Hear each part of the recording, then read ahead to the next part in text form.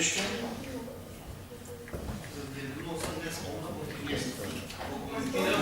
Го коментирам в писмото, ще го прочетем. И ме фати... Не може се да се да говорите, ще прочитате. Изгубил в писмото подпис печат. Или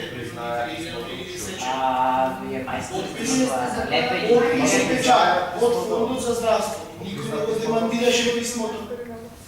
За диагноза не сте. Прочитам да не се пущат другите на лечени. Дори не се отвори центъра.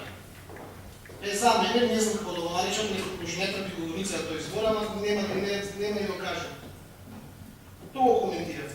Вие ми изборувате,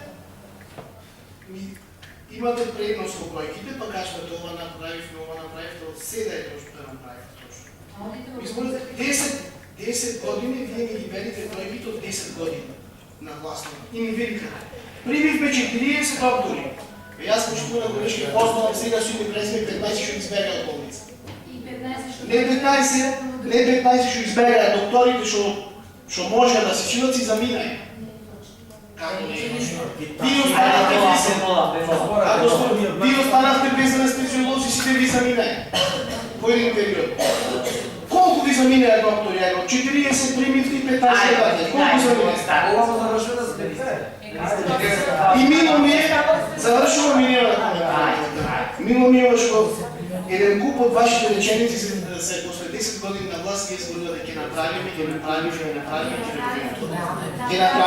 И ова со лифтот ми го потвърдихте накрая. Пустих директника.